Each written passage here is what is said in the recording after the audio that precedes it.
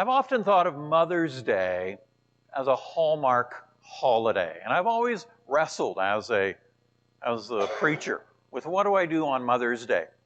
But I'm not sure Mother's Day is exactly a hallmark holiday in the sense that it's being promoted specifically by companies that hope you'll buy something to commemorate the day.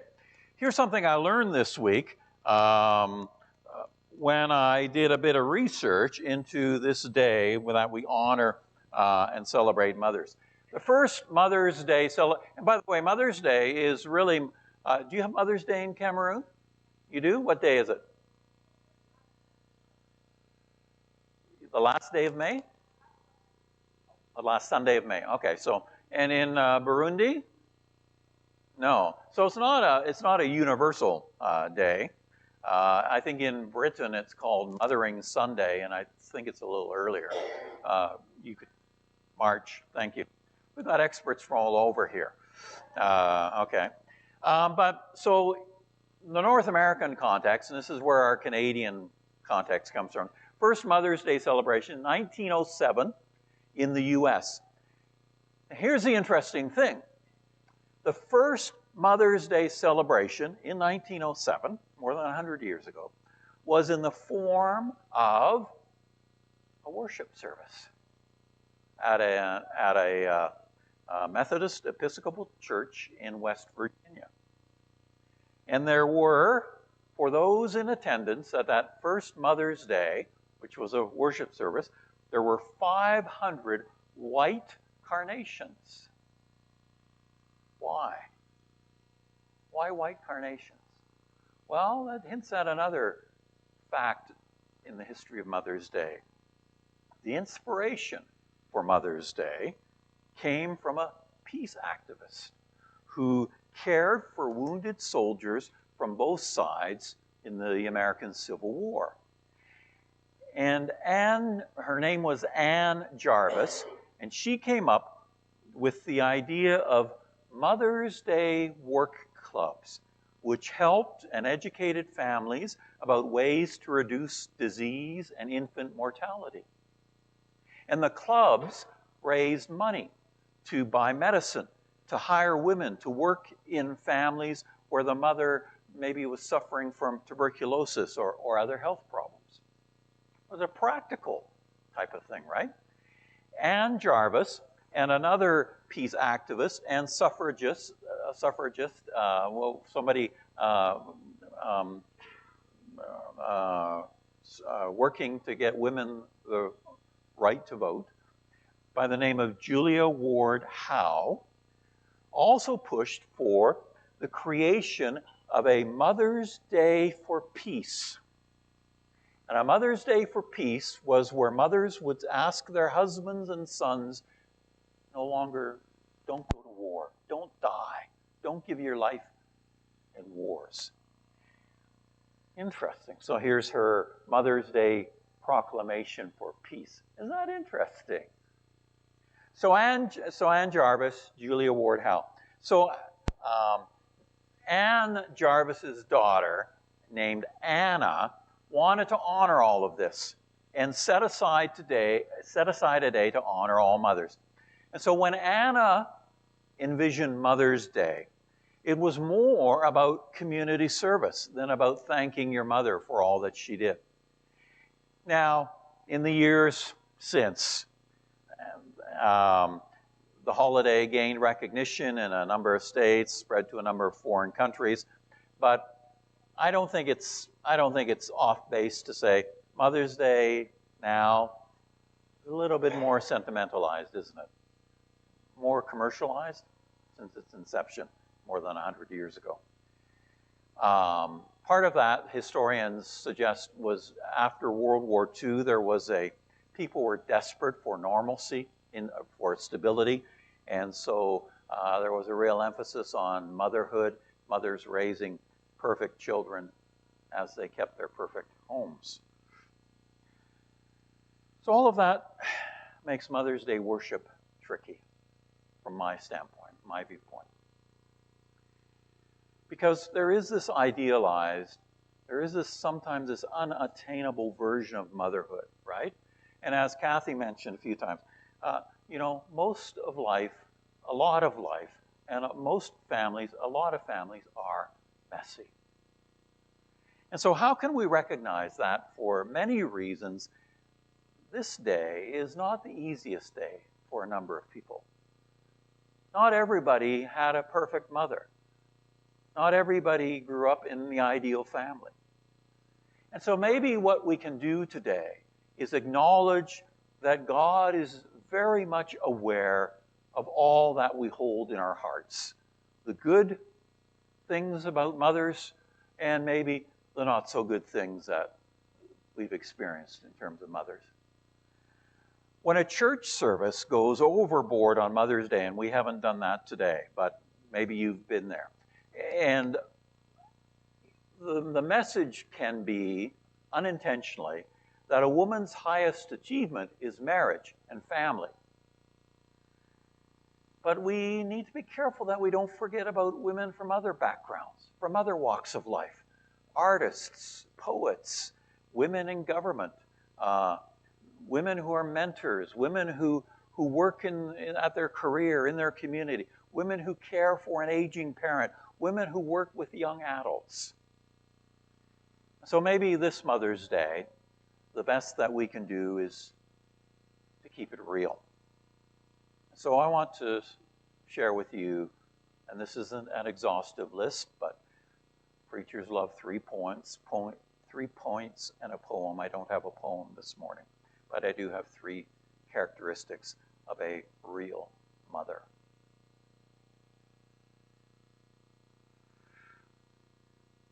I really hope that it is an encouragement to every mother here today that we start by saying, real mothers are not perfect. A woman does not have to be flawless. A woman does not have to be perfect to be a real, loving, caring mother. Real mothers make mistakes. Real mothers face challenges, and they grapple with their own shortcomings. You know, one of the passages that, and you may have heard it, and I know it's a popular one on Mother's Day, Proverbs 31. The Proverbs 31 woman. Are you familiar with that Proverbs 31 woman? The Proverbs 31 woman. If you haven't read it, read about this woman. She gets up early. She buys, she sells, she cooks, she cleans, she makes clothing, she changes the tires on the truck. She puts another log on the fire and takes off her husband's boots at night. Well, the last few maybe aren't in there, but you get the picture. She loves and she cares for her children. She loves her husband. He praises her. The kids praise her. It's almost unbelievable. If Proverbs 31 is the only passage that we know about motherhood, we may wrongly think that every woman is to be this impossibly perfect, ideal woman that we read about in Proverbs 31. There is not in that entire section in Proverbs, there is not a single negative word said about that woman. And I bet if we could go back and conduct an interview with this woman, if we could get an off-the-record moment with her, she'd say, well, you know, I'm not perfect.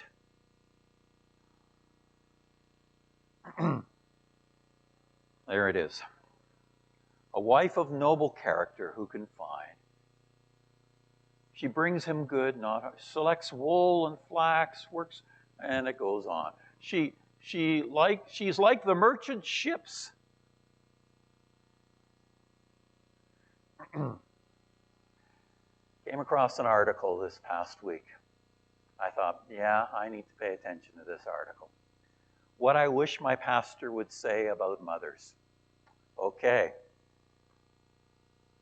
So I thought I'd share some of 3 women sharing what they wish their pastor would say about mothers on Mother's Day. This is one of them. For every day that I fall in bed satisfied with a day full of snuggles and sparkly, magical parenthood moments, there is another day in which I see my brokenness and failures to measure up to the perfect mother I always hoped I'd be. We mothers don't get performance reviews. There's no boss standing by giving objective encouragement and constructive criticism. It's so easy to lose perspective and think that I am the only one barely surviving some days of this wonderfully exhausting role called motherhood. On Mother's Day, this woman writes, I don't need a standing ovation, but I do need affirmation and support. Imperfection does not diminish a mother's love, does not diminish a mother's worth. Instead, it actually highlights the need that all of us have for God's grace. It reminds us that even when we stumble, God's love, God's forgiveness are readily available. And thanks be to God that God guides mothers who know they are not perfect. And He guides and He blesses mothers who are married, mothers who are single, mothers who are adoptive mothers, foster moms, mothers of all stripes. God blesses them and guides them. Mothers are imperfect. One of the important qualities of a mother is her compassionate love for her children. A real mother is compassionate. No matter the circumstances surrounding a child's conception or the challenges that are faced along the way, a mother's love so often is constant. And mothers spend an enormous amount of time caring for the needs of their family, their children. Here's something that's interesting. In Exodus 34, verse 6, and this is a passage that you're maybe familiar with. The Lord, the compassionate and gracious God, slow to anger, abounding in love and faithfulness. The very first word that God, and this is God talking about Himself, God describing Himself to Moses. So this is God saying, this is who I am, the compassionate and gracious God. The very first word that God uses, compassionate. Now that comes from a Hebrew term, rahum. Don't worry about it, okay?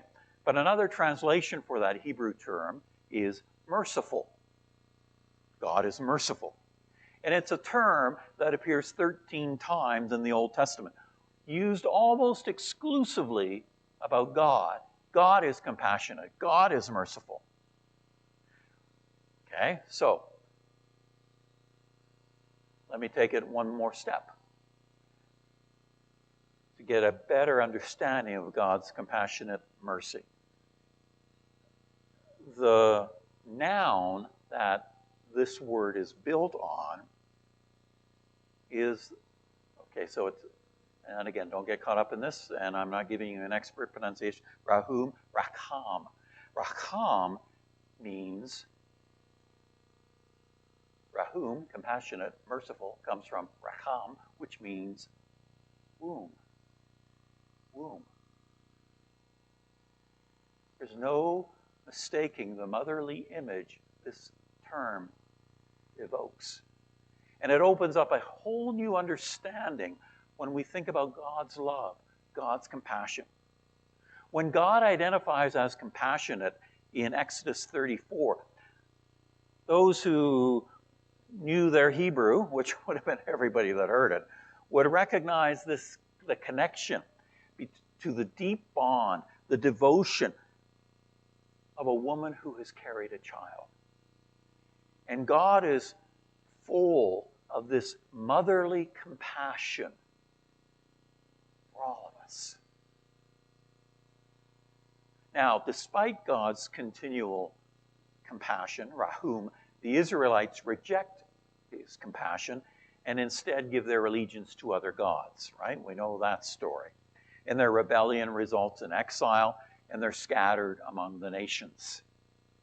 And it's in this really dark moment in Israel's story, when it seems that they've lost everything, we come to the book of Isaiah. And in the book of Isaiah, the Lord compares himself to a mother full of rahum toward her infant.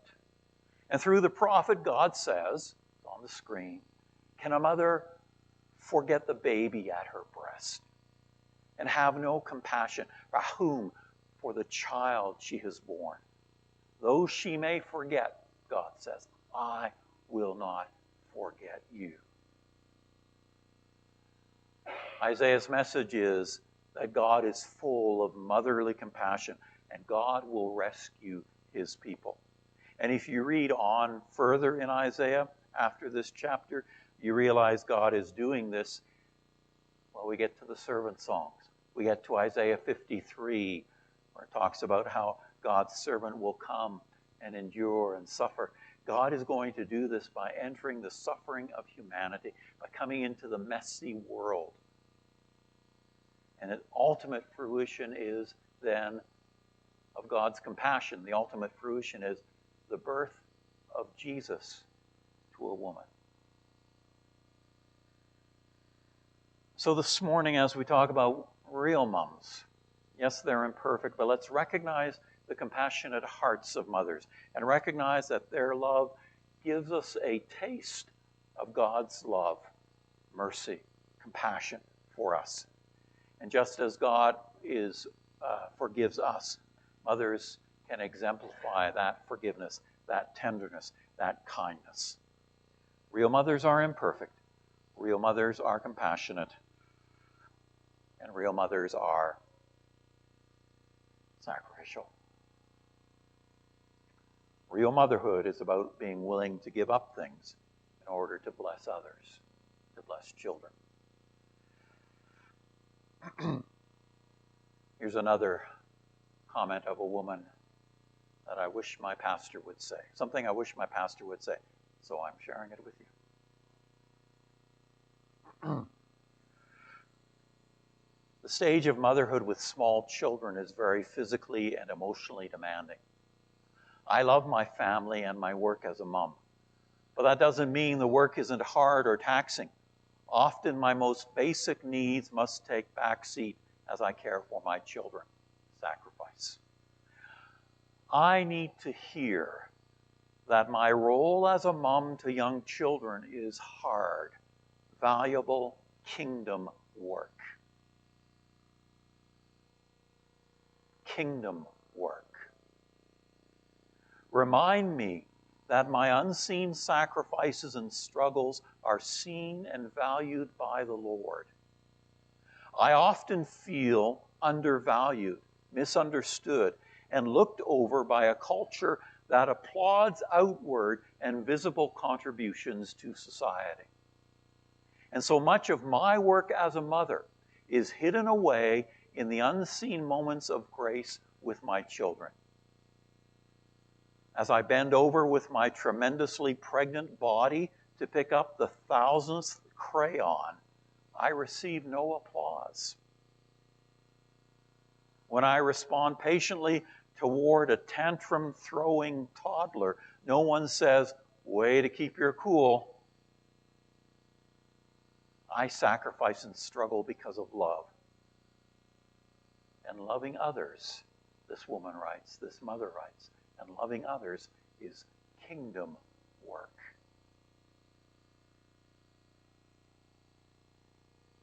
Personal sacrifice, the high calling of parenthood. Years ago, a woman wrote a letter to a newspaper columnist expressing her frustration with the stereotypical views of stay-at-home mothers. And this is what she wrote. She said, "I'm tired of all those ignorant people who come up to my husband and ask him if his wife has a full-time job or if she's, quote, just a housewife. Here's my job description.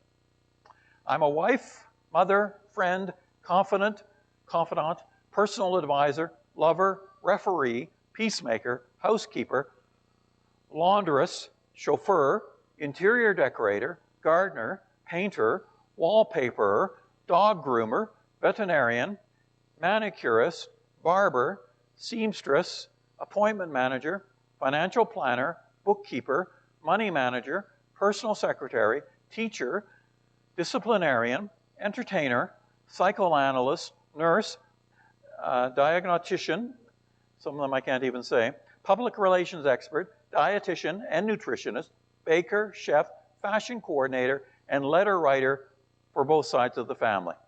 I'm also a travel agent, speech therapist, plumber, and automobile maintenance and repair expert.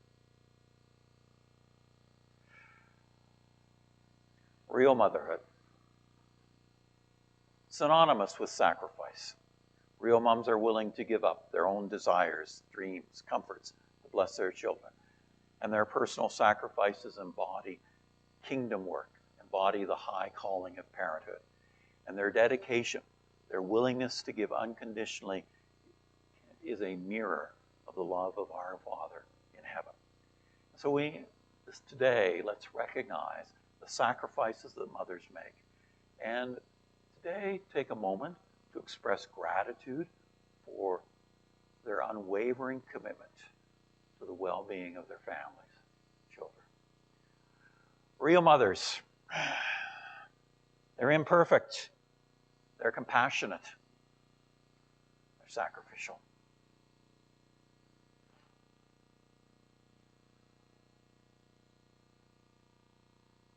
Another mother writes, I need to hear that my work as a mom is valued by the church.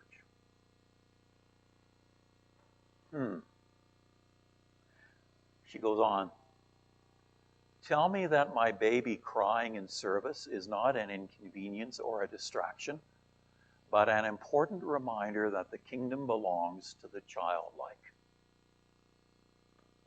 Remind me that I don't need to be involved in a million ministry commitments when I have my hands full nurturing several souls.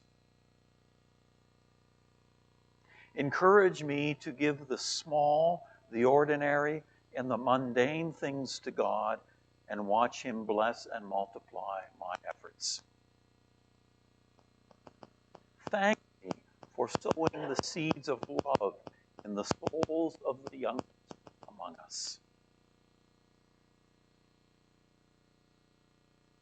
She goes on, finally, I need support. After having my first child, I felt the desperate need for a mentor.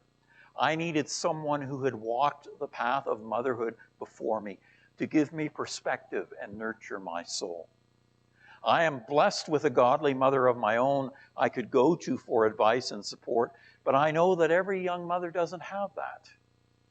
On Mother's Day, she writes, I would love to see a group of older women standing in front of the church who were available and willing to take a younger mother under their wing. In my mind, a mentor is not someone who has all the answers or is a spiritual giant, but someone who is willing to listen and love. Because really, all a tired mom needs to keep going is a listening ear, a good cry, and maybe some banana bread.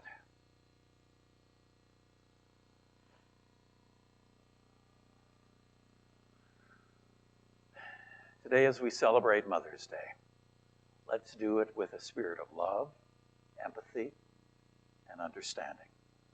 Let's appreciate the impact of imperfect yet extraordinary women who have shaped our lives. Let's extend grace today, forgiveness, and support to all mothers, recognizing the challenges they face, the sacrifices they make.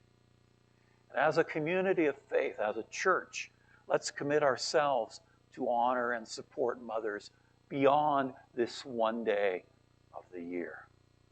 Let's create an environment of inclusivity where the diverse experiences of women are acknowledged and uplifted. Let's celebrate the real joys, the real passions, the real ambitions, and the pains of motherhood and womanhood. And above all, may we always extend the love and the grace of God to every mother, knowing that they embody a glimpse of God's unconditional love to us in our lives. So may God bless and strengthen the mothers today, every day. Amen. Sam is going to come after the benediction this morning. And this comes from a service for Mothering Sunday from the Church of England, this benediction. May God, who gave birth to all creation, bless us. May God, who became flesh by an earthly mother, bless us. May God, who broods as a mother over her children, bless us. May Almighty God bless us today, now,